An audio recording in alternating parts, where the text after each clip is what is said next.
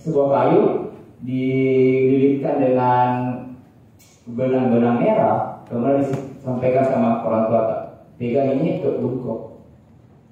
Dia betul-betul Pak Bu, dan dia kebal. Karena kenapa? Yakin.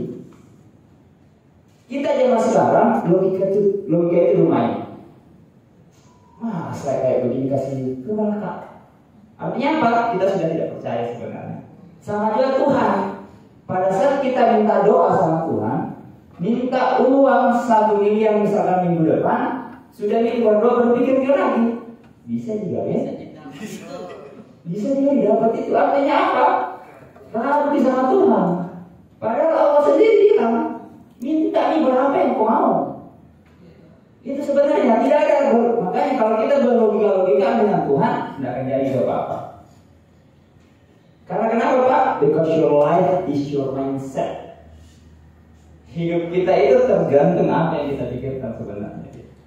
Nah, makanya tadi pengantar itu sebenarnya untuk apa? Membuka keyakinan. Sebenarnya itu permainan yang relatif sederhana. Biasanya kami kalau mau buka mental blocknya, menghancurkan logikanya dulu orang, kita seperti tadi yang ada lompat di atas pecah beling itu kan, itu ada Pak Bu. Kak ini juga pernah saya lihatkan seorang guru yang lompat Kak Bu, saking pecah beling semak bawah itu. Kalau logikanya manusia berdarah. Masalahnya pecah beling yang tajam-tajam semua di bawah dia lompat. Tapi kapan kita yakin? Nggak ada yang mustahil. Karena kenapa? Sesungguhnya Tuhan Allah itu ada di dalam diri kita. Nah, biasanya kalau saya bawa materi terkait tentang trauma healing Bapak Ibu, khusus untuk pelatihannya dan sebagainya, biasanya makan waktu 2 hari, baru klop semua. Cuma karena ini mungkin sampai jam-jam 12 juga banget, itu jadi saya perlihatkan saja. Jadi nanti kita hanya kebanyakan berbagi informasi Bapak Ibu. Ada yang beli muka baterai. Please dong.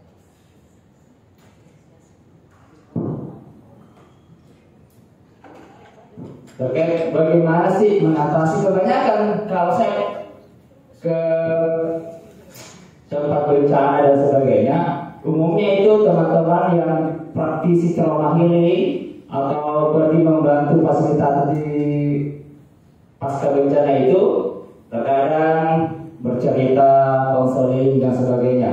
Nah, ini kita fokusnya hari ini bagaimana trauma healing itu aksesnya ke bawah sadar Pak Bu.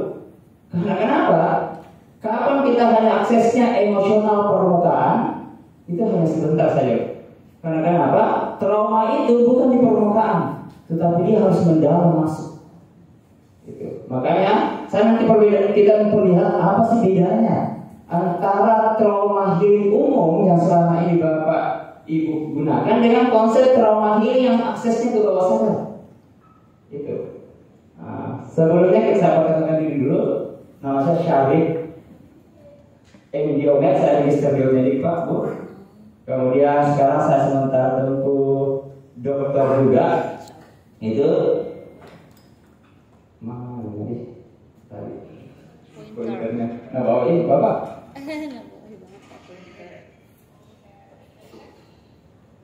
Ada Pak?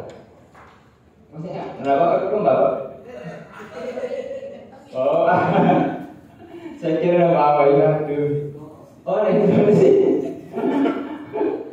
Oke. Next. Nah, ini problem saya Pak Bu, karena ada pepatah mengatakan tak kenal maka tak sayang, tak sayang maka cinta, dan tak cinta maka tak gendong. Oke, saya seorang CEO founder PT Master Standard Group, Certified Advanced Health Therapy, kemudian Certified Professional Speaker, Certified Hypnosis Mesmerism, Clinical Hypnosis, Neuro-Linguistic Programming. Saya seorang instruktur BNSCMI sama Bapak juga, dan saya seorang dosen Bu, saya dosen, penulis dan riset. Makanya setiap ilmu pengetahuan yang saya mau ajarkan, saya tidak mau ajarkan kalau hanya berbasis argumen-argumen saja. Saya harus berbasis data Pak riset. Itu. Nah, saya kemarin ini tidak berani Pak Bu, kalau saya tidak dapat data-datanya semua. Kalau kita cari riset, baik jurnal internasional dan sebagainya itu sudah banyak sekarang. Bahkan di Amerika itu sudah tahun 90-an itu dia sudah gunakan konsep hipnoterapis sebenarnya dalam konsep pengobatan dan sebagainya. Kenapa tadi Bapak bilang itu 90% itu pikiranlah yang menyebabkan penyakit. Selebihnya itu pola hidup, pola makan dan sebagainya. Makanya muncul penyakit namanya psikosomatis. Penyakit fisik diperparah karena pikiran. Jadi kalau misalkan orang-orang awam mungkin bahkan secara rata-rata orang berpendidikan ke atas, orang desa atau di kampung itu Pak Bu, kalau dia sudah diagnosa sama dokter cuci darah, tinggal satu pikirannya, mati dia. Ya Pak, orang kampung, orang desa kalau dia sudah diagnosa harus cuci darah, saat ini pikirannya mau mati. Ya, karena kenapa? Itu yang dia yakini. Tambah lagi datang penjenguknya, katanya mau cuci darah, iya. Tetangga aku kemari cuci darah mati. Ya Pak. Padahal andai kata kita membuat hipotesa, berarti semua orang yang cuci darah mati. Tapi buktinya apa Bu? Banyak juga orang di luar sana setelah cuci darah sehat. Ya, karena kenapa Pak Bu? Yang mengganggu penyakit itu adalah pikiran sendiri. Sama juga ada yang kolesterol di sini Pak Bu. Ada kolesterol ya. Kalau kolesterol saya sediakan di daging kambing, apa dipikirkan? Kolesterol. Belum pilih makan, dipikir memang kolesterolnya. Ya Pak. Jangan saya naik nanti kolesterolku. Oh ya kan naik nanti kolesterolku. Belum pilih coba. Itu salah satu konsep trauma Pak. Pernah mungkin dicoba naik betul. Itu kan sehingga berulang yang kita yakini gara-gara daging kambing kasih kolesterol Pak. Tapi banyak orang di luar sana Pak Bu, kolesterol makan daging kambing tidak naik kolesterolnya. Kalau kita konsepnya ke hipotesa Pak Bu begitu. Nah, jadi artinya apa?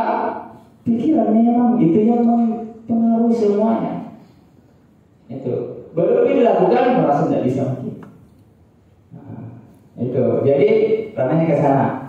Karena kita fokusnya ke trauma healing, kita akan bahas atau kaji konsep trauma seperti apa dan bagaimana penanganannya sebenarnya Pak Bu. Gitu. Saya mau tanya dulu, hampir semua sini praktisi trauma healing ya kalau di bencana Pak Bu. Ada yang pernah turun langsung dan sebagainya, hampir rata-rata ya. Yang biasa kita gunakan pada saat trauma healing di pasca bencana itu apa yang kita lakukan? Ada metode yang kita lakukan hanya atau metode umum yang sementara yang kita gunakan? Berbagi cerita, konseling dan sebagainya. Berbagi ya? Nggak ada metode lain yang digunakan? Bermain ya? Masih ada? Pernah gunakan konsep EMDR yang dipersyaratkan oleh WHO? Belum pernah dapat? Emotional, movement desensitization processing. Jadi kita menggunakan konsep pergerakan bola mata. Pernah dengar kamu? Oh belum ya? Padahal kita dulu di internasional dia sudah dipersyaratkan oleh WHO pada orang-orang PTSD, post traumatic stress disorder. Itu kan yang kita dapat orang pasca bencana itu PTSD semua apa Bu? PTSD kan? Pertanyaannya, apakah pernah ada pelatihan yang kita gunakan konsepnya itu Pak, yang direkomendasikan oleh WHO? Ya, belum ya? Nah, jadi konsep ini Pak Bu, anak-anak tidak jadi cerita. Itu karena terkadang traumatik yang dialami oleh dewasa dengan anak-anak beda. Kalau untuk dewasa dia mampu bercerita, dia mampu ini yang takuti. Tapi kalau anak-anak nggak bisa Pak. Kita mau ajak dia bahasa teror, nggak mau. Nggak bisa, karena kenapa? Dia belum mampu mendeskripsikan traumatik apa, ketakutan apa yang dialami. Kita hanya ngajak dia bermain, bercerita, bernyanyi-nyanyi, motivasi, konseling, tapi kita tidak tahu Pak Bu, apa yang mau dipulihkan sama dia. Padahal nanti kita bisa healing kalau kita sudah tahu traumanya apa. Itu nggak bagus. Cuma selama ini, sependek pengetahuan saya, setiap ada pasca bencana, terkadang saya bukan relawan Pak Bu, tapi saya terkadang ikut-ikut juga lihat-lihat dan sebagainya. Cuma itu selalu kita pola itu selalu terulang. Datang nih bercerita, bermain dan sebagainya. Setelah itu sampai 3 hari biasanya kan kurang lebih 72 jam kalau tidak salah. Setelah itu oke, selesai. Kita tidak asesmen apakah traumanya pulih atau hanya sekedar menggugurkan kewajiban kita. Itu Pak Bu. Nah, karena kenapa?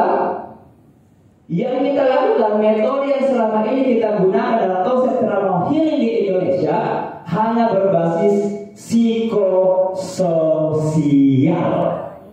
Sananya saja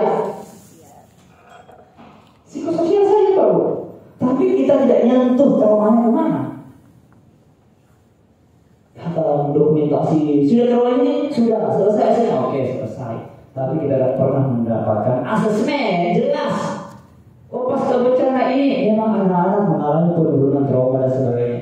Pertanyaannya bagaimana kita mau gunakan asesmen turun traumanya? Tidak, kalau kita sendiri fasilitator trauma healing, nggak kita tahu trauma yang mana yang mau kita obati, trauma yang mana yang kita mau healing.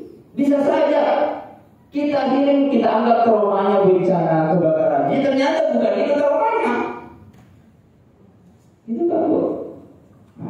Cuma terkadang hati-hati kalau kita sudah mau mengakses trauma seseorang, karena bisa jadi kita bantu pulihkan trauma yang satu, muncul trauma baru. Itu bahayanya sebenarnya Pak. Kalau tidak profesional kita kerjakan. Terkadang kita datang konseling psikolog, psikiater, diakses trauma, muncul trauma baru. Yang dulunya sudah kita anggap biasa, lupa dan sebagainya, muncul lagi dalam kehidupan kita. Karena kenapa bahaya Bu? Bawah sadar itu dia simpan kenangan kita, amigdala itu konsepnya emosional, logika itu bagian organ prefrontal cortex di otak kita bekerja Pak. Di umur berapa? 4 bulan kehamilan seseorang. Dia sudah mulai mengakses informasi apa. Makanya terkadang kalau dokter atau siapapun menangani atau psikiater, psikolog, akan ada kasus disebut trauma dalam kandungan. Iya, anak trauma pada saat apa? Bukan pada saat dia lahir, tapi dalam kandungannya trauma dia. Logikanya bisa ya, jadi anak trauma dalam kandungan. Dia lewat mana? Lewat lingkungannya Pak Bu. Kalimat yang diucapkan oleh suami ke istrinya dalam bentuk negatif, kasar, masuk Pak. Dia masuk. Makanya dia juga kalau sudah 4 bulan itu kandungannya istrita, bapak ini istrita, ibu, diajarkan dia untuk sugesti baik-baik mami. Dengarkan kalimat-kalimat Al-Quran, dengarkan hal-hal yang baik. Karena kenapa? Aksesnya bawah sadar Pak, dia permanen di dalam. Sehingga riset sekarang bisa kita lihat di jurnal-jurnal Pak Bu, ternyata anak yang sejak dalam kandungan sering diberi sugesti murotal Al-Quran, besarnya dia Pak Bu mudah menghafal Al-Quran. Riset itu membuktikan. Karena kenapa? Apa yang sudah dia dengar pada saat kandungan itu sudah tersimpan permanen di bawah sadarnya. Tinggal diulangi lagi stimulusnya. Sama tadi ya gambar yang diperlihatkan Bapak itu kan, dia dalam botol itu ada dilihat lumba-lumba. Ada kan dia lumba-lumba? Kalau yang lihat lumba-lumba itu berarti otaknya masih otak anak 5 tahun ke bawah. Kita dipaksa. Iya Pak Bu. Semua kalau kita lihat gambar orang berkulit, dan itu aja kita orang dewasa. Sudah ada yang akses ini di pikiran tak? Gambar seperti itu ada yang di pikiran tak? Tapi kalau gambar seperti tadi Pak Bu, saya perlihatkan di anak SD atau 3 tahun ke bawah. Yang dia lihat bukan orang itu Pak, lumba-lumbanya. Karena di otaknya hanya ada ikan-ikan dan ikan. Tidak ada di gambar aneh-aneh seperti itu. Iya. Tapi kalau kita orang dewasa wajar. Kita sudah lakukan. Iya, wajar Pak. Karena kenapa? Informasi itu ada di bawah saya. Contoh kecil lagi. Kalau Bapak Ibu saya suruh untuk mendeskripsikan kuntilanak itu bagaimana bisa? Kalau saya bilang kuntilanak, bisa mendeskripsikan kuntilanak? Bisa membayangkan kuntilanak? Genderuwo bisa? Pernah lihat nyata genderuwonya? Pernah lihat nyata kuntilanaknya? Enggak. Siapa yang mempengaruhi deskripsi seperti itu? Bahwa informasi yang kita dapat Pak. Padahal kita tidak pernah lihat seperti itu, tapi kita sudah membayangkan. Bayangkan Pak. Belum pilihan nyata, kita percaya begitu bentuknya. Belum dilihat secara nyata di mata sendiri. Itu gundurwo bisa digambarkan gundurwo hitam, begini. Karena Pak, informasi itu masuk di pikiran bawah sadar kita. Sehingga kita mampu mendeskripsikan sesuatu yang belum nyata pernah kita lihat. Makanya perbedaan informasi bawah sadar yang ditanamkan orang tua kita di Indonesia dengan orang-orang luar negeri, karena dia berbeda, makanya kesurupan orang Indonesia beda dengan kesurupan orang luar negeri. Beda Pak Bu. Iya beda, karena kenapa? Akses datanya beda. Padahal pertanyaannya, adakah disebut jin Amerika? Ada? Nggak ada, semuanya jin. Tuhan tidak pernah menciptakan you terlahir sebagai jin Amerika, jin Arab, jin Indonesia. Tapi pertanyaannya, kalau orang kesurupan sini, kesurupannya siluman. Siluman buaya nih. Karena kenapa Pak? Tontonan itu sudah ada. Ya. Ini tuh Pak, ya kan hati-hati. Ini yang mempengaruhi semua. Sehingga karena adanya akses terhadap tentang gambar dan fenomena kuntilanak itu, kita keluar tengah malam, mulai dari di bulu-bulu tak, sudah muncul stimulus. Ini karena naik Pak, artinya sesuatu yang mau memicu apa informasi di bawah sadar yang tersimpan. Pas dibalik sedikit kita lihat pakaian putih dasar sebenarnya ini panjang. Nah lupa ini orang sebenarnya, nah lupa ini tetangga tak, ambil di dasarnya. Karena situasinya pernah kita rasakan. Kalau begini kuntilanak yang muncul, pas kita lihat kuntilanak dunia, fenomena muncul. Sudahlah, makin baru pilih perasaan betul. Lah ada yang begini, lagi kuntilanak. Karena kenapa? Sudah ada pemicu. Muncullah informasi di bawah sadar itu. Makanya yang mempengaruhi reaksi tubuh hipotalamus merespon untuk menghasilkan sebuah hormon. Karena itu Pak, pikiran-pikiran semua itu apa yang ada di bawah sadar. Jadi kalau kita sudah paham konsep bagaimana mekanisme traumatik yang akan muncul, sebetulnya dari yang bawah sadar Pak. Makanya nanti kita akan bahas ada disebut trauma akut, ada disebut trauma kronik. Ternyata bukan hanya ada jantung akut, kronik. Ternyata trauma juga ada Pak. Trauma akut, trauma kronik. Pertanyaannya dulu, apakah Bapak sendiri, Ibu sendiri sudah siap melakukan trauma healing? Siap? Siap.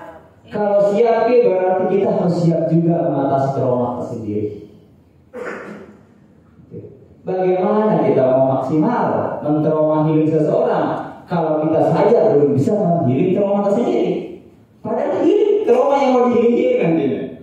Pertanyaannya, mampukah kita sendiri melakukan trauma healing terhadap diri kita sendiri? Belum tentu, Pak. Belum tentu sebenarnya. Makanya terkadang saya heran, kita dalam sebuah ilmu, sebuah pengetahuan, fokusnya ke orang lain, tapi kita lupa sendiri terhadap diri kita sendiri. Kita layak selalu lupa. Itu. Di trauma ini yang kita bahas nanti bagaimana konsep inner child. Inner child juga trauma, Pak, tapi dia konsepnya trauma kronik. Hati-hati, inner child ini bahaya ya pada Pak.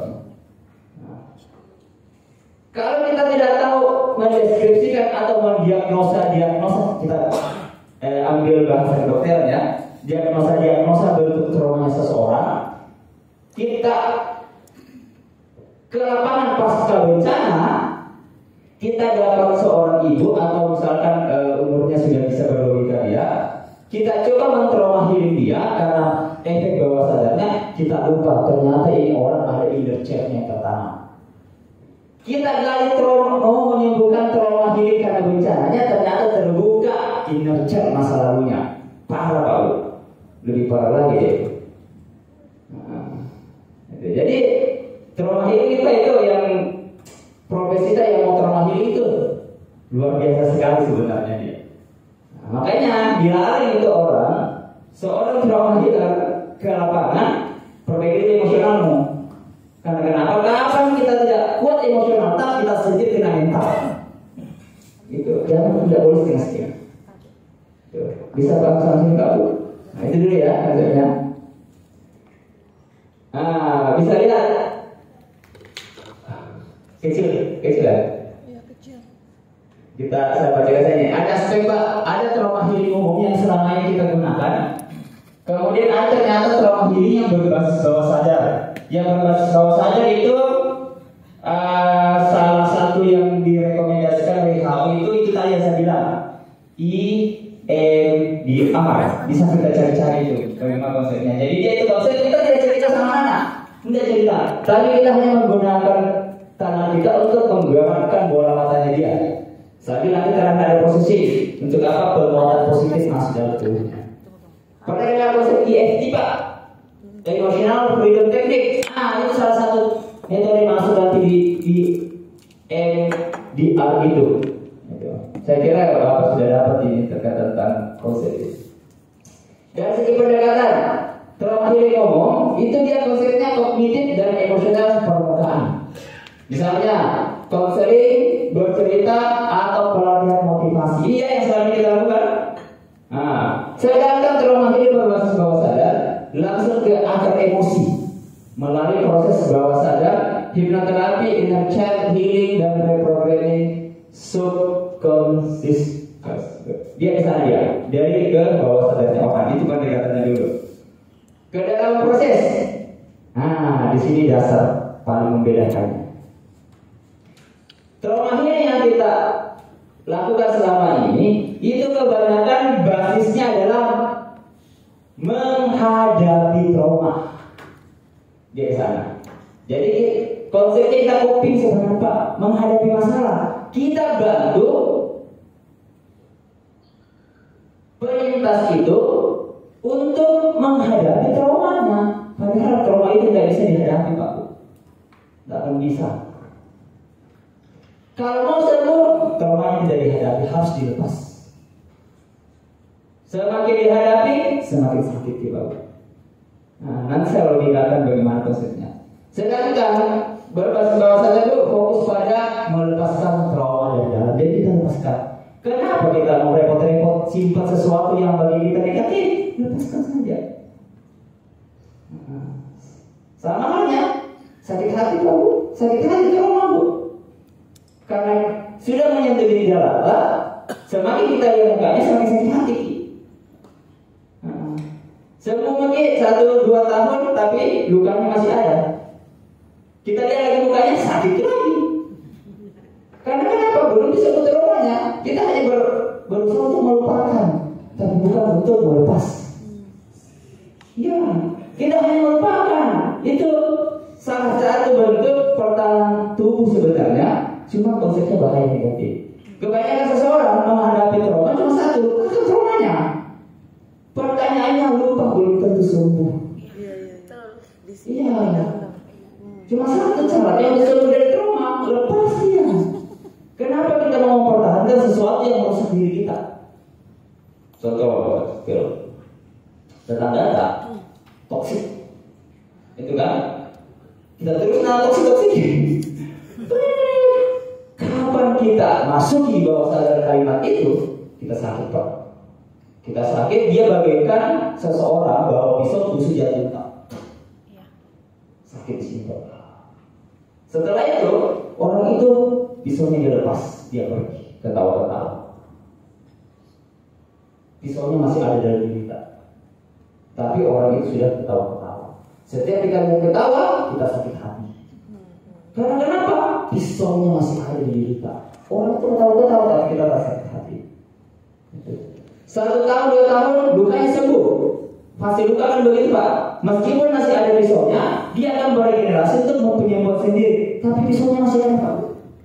Kita sudah tidak merasakan sakit meskipun sudah masih ada pisaunya.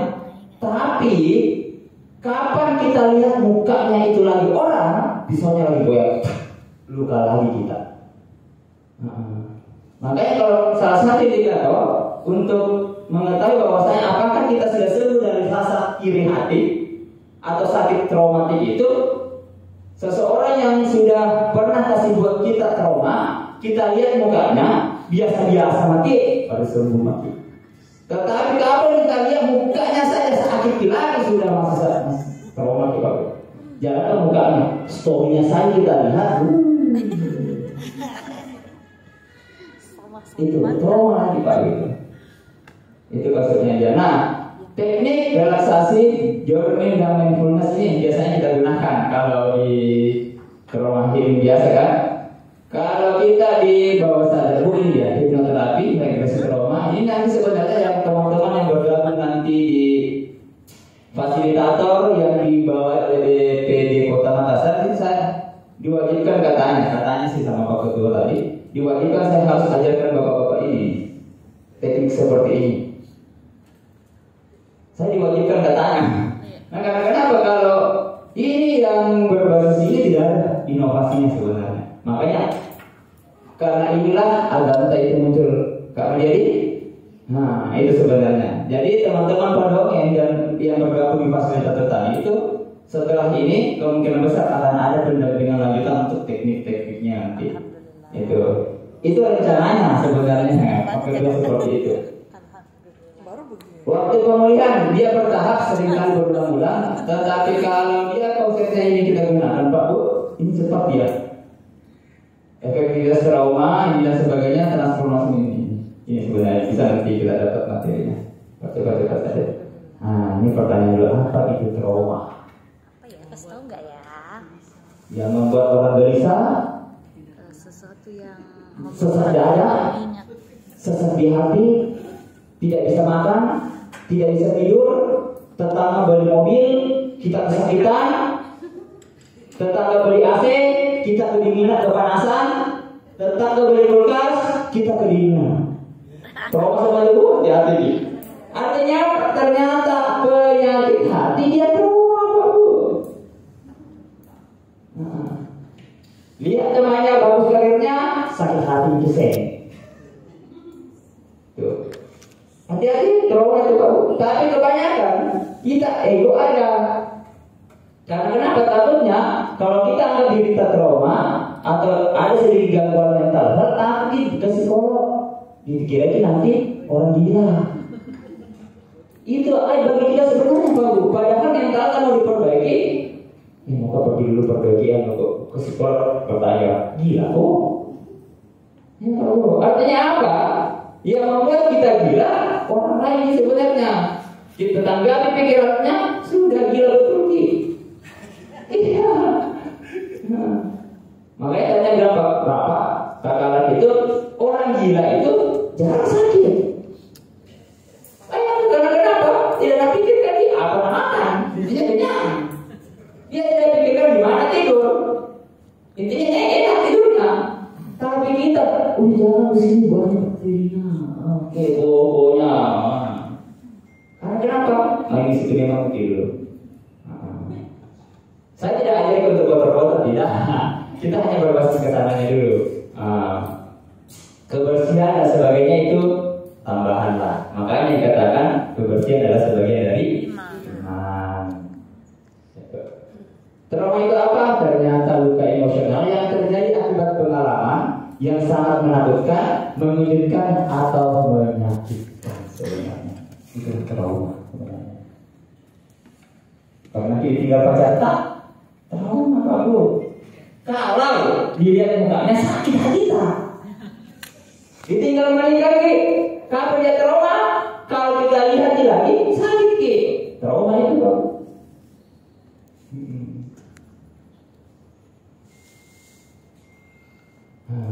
Ini jenis trauma. Trauma akut dan trauma kompleks.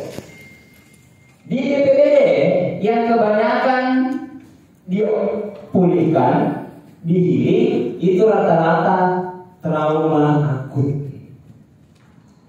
Bencana banjir, kekeringan, kebakaran, itu trauma akut, yang trauma akut. Kalau trauma akut bertahan saja sedikit sebenarnya, itu bisa pulih dengan sendirinya. Itu dia trauma akut. Nah, sama juga kalau kita penyakit akut. Penyakit akut itu kalau misalkan dibiarkan atau misalkan dikasih tenang-tenang saja dan sebagainya, itu akan memiliki pemulihan sendiri dia. Kalau ini konsepnya akut, beda kronik atau kompleks. Nah, kebanyakan yang pasca bencana yang kita pergi healing itu rata-rata trauma akut, Pak Bu. Di pikiran kita mereka trauma akut, trauma karena dampak bencana itu. Betul. Cuma karena kita selalu gaung-gaungkan, ayo kita menghadapi bencana.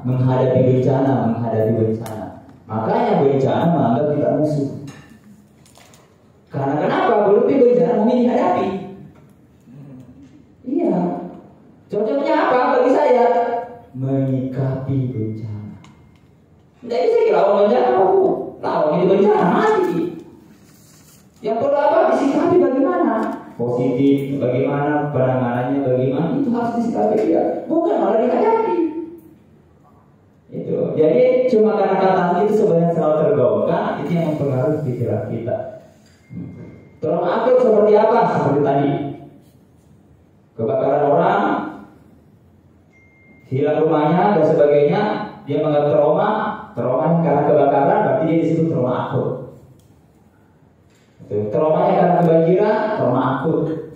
Traumanya karena pasca bencana itu, trauma akut. Trauma akut Pak, Bu dan sebagainya, konsepnya healing. Yang menyembuhkan sebenarnya bukan kita. Kita bantu dia untuk pulih sendiri. Itu dia. Nah, perannya ke sana. Perannya kita fasilitator, datang mendampingi mereka agar kenapa? Kita perkuat dia bahwasanya dialah yang mampu menyembuhkan dirinya sendiri. Karena kenapa? Konsepnya akut. Tapi tidak menutup kemungkinan trauma akutnya ada, ternyata yang kompleks juga ada, kronik. Paham sampai sini Pak Bu? Oke ya, aman? Jadi trauma kompleks seperti apa? Nah, kalau untuk trauma kompleks itu bisa saja dia mulai dari lahir dibanding-bandingkan sama orang tuanya, itu trauma Pak Bu.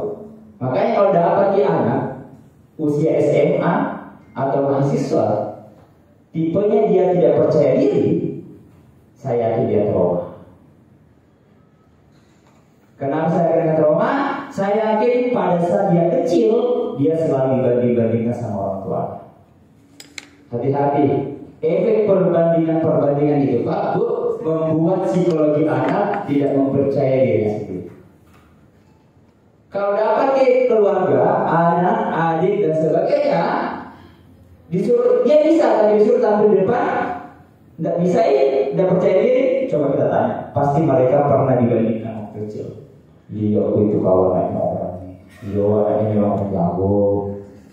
Iya, karena kenapa dia sudah masuk sendiri dari dulu. Iya, itu masa berhasil kau dapat sekian. tidak bisa memaafkan saya. Hati emosional itu Pak, amigdalanya ini kena. Tuh, hati-hati. Di antara bapak ibu kalau sering dibandingkan anak, Pak, hati-hati. Pada saat itu tidak akan kita kelihatan karena kenapa? Mental itu baru serangan dari dalam dia, perlahan dan pasti. Kalau fisik gampang dari luar, tapi mental dia dari dalam serang kita. Gitu.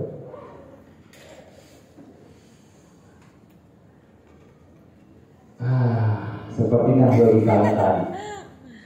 Orang menyakiti kita, trauma yang terjadi sama kita seolah-olah itu pisau traumanya kena di jantung Pak Bu, hati tetap.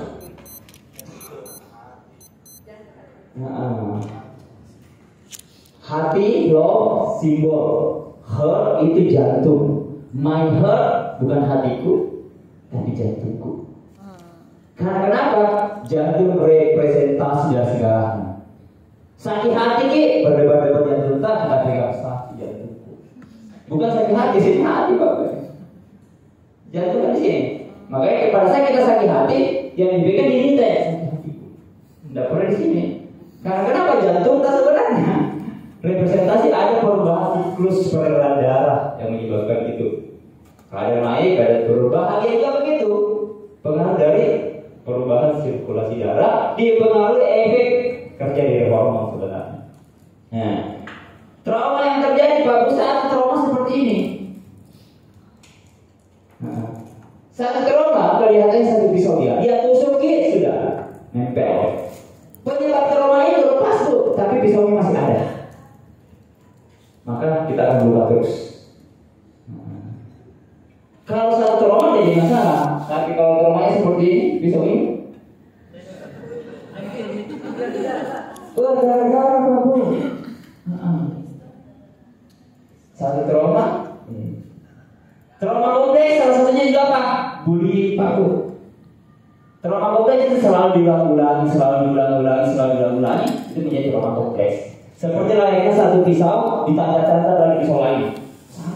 Bayangkan kalau hati kita itu seperti ini. Orang yang tusuk lari nih, pisaunya masih simpan. Pertanyaannya, bagaimana langkah bijak untuk menyembuhkan hati kita? Apa harus kita lakukan Pak? Kalau kita mau sembuhkan ini, bayangkan ini dia hati kita Pak.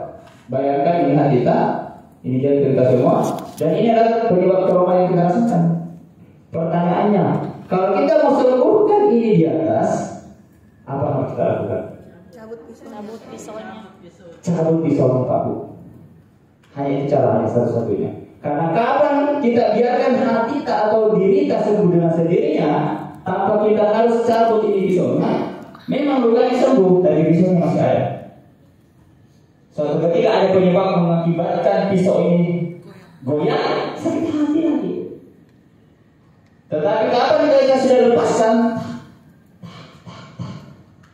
sembuh, tidak ada yang sakit akan kita rasa. Caranya apa? Dilepas, dicabut. Pertanyaannya, ini kan dalam logika, ini kan dalam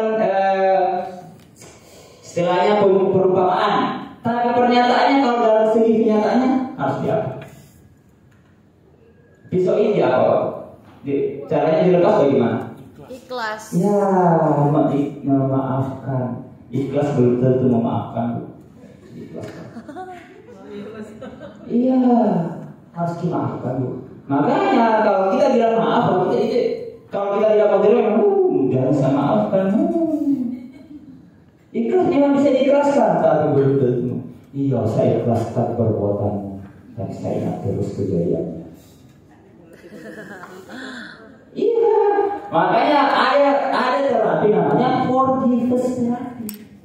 Terapi memaafkan. Tidak ada terapi mengikhlaskan. Jadi dia terapi memaafkan. Cuma satu solusinya Pak, kalau mau sembuhkan trauma, memaafkan.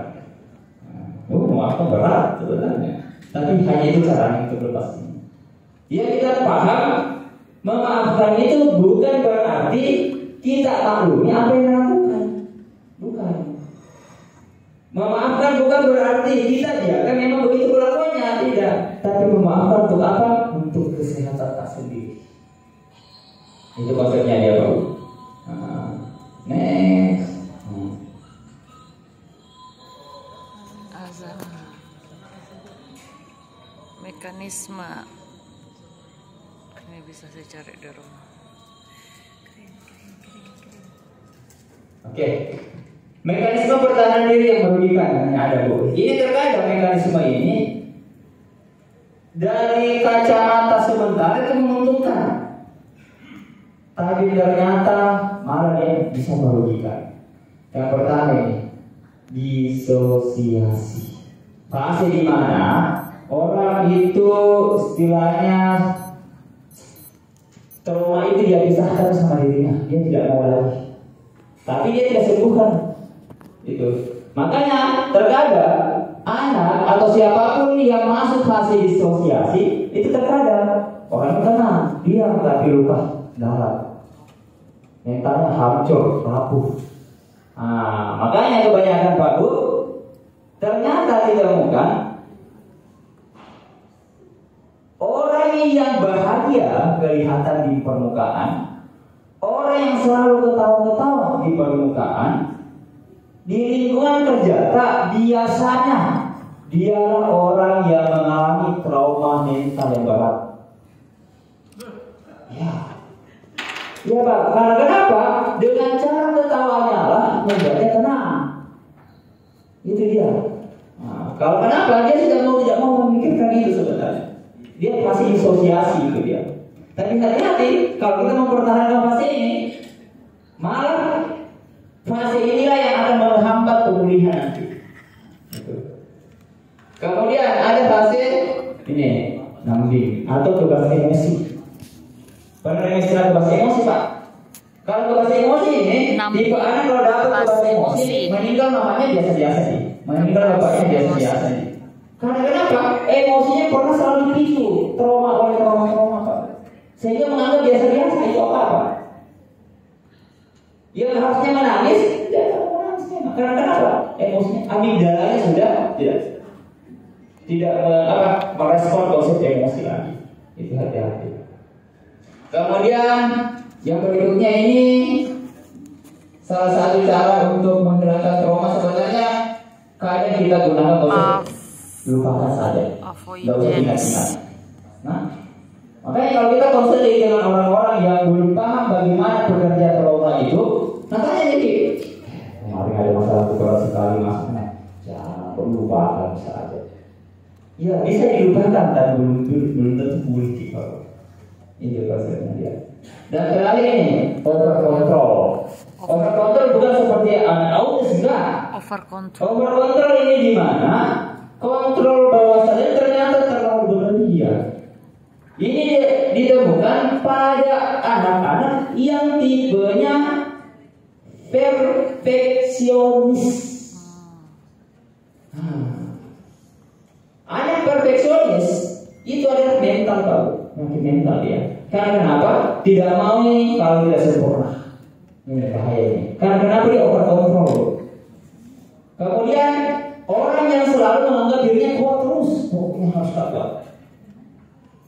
Jadi padahal tubuhnya dia butuh namanya lemah. Masih dia butuh kasih itu. Terkadang kita sendiri sibuk untuk menyembuhkan orang, melihat lukanya orang, tapi kita lupa bagaimana mengurus diri kita sendiri. Tidak pernah. Saya mau bertanya sama yang ada di sini. Kapan kita terakhir berterima kasih dengan tubuh kita sendiri? Tadi pagi. Kapan terakhir berterima kasih sama tubuh kita sendiri? Tadi subuh. Oh bagus, tadi subuh. Ada? Yang sudah 1 tahun yang lalu terakhir berterima kasih dengan tubuhnya sendiri. Karena kita sibuk mencari dunia, sibuk mengurus orang lain, tapi kita lupa sibuk mengurus diri kita sendiri. Sibuk sembuhkan orang, tapi tidak pernah kita lihat tubuh kita yang kokoh sampai sekarang. Pernah nggak berdiri di depan cermin? Kita lihat tubuh kita. Karena kau sudah sampai sekarang. Tidak pernah kita egois. Kapan yang terakhir peluk diri kita sendiri? Kapan terakhir memeluk diri kita sendiri? Iya, ada 5 kota. Karena secara sadar dan sebagainya, tiba-tiba kita membunuh diri kita sendiri. Karena kenapa? Saking rindu kita sama kita. Kita mengeluh orang enak, terus agama ini mengeluh tapi lupa peluk diri kita sendiri. Yang belum pernah peluk dirinya atau terakhir peluk 1 bulan yang lalu atau 1 tahun lalu, coba kita peluk nanti Pak Bu. Kapan pada saat kita peluk merenung keluar air mata atau berarti itu pertanda rindu diri sama kita. Sibuk memperbaiki orang, tapi lupa sibuk memperbaiki tubuh kita sendiri. Itu. Sibuk mengatasi traumanya orang, tapi sibuk ternyata ada inner child yang tertanam dalam diri kita.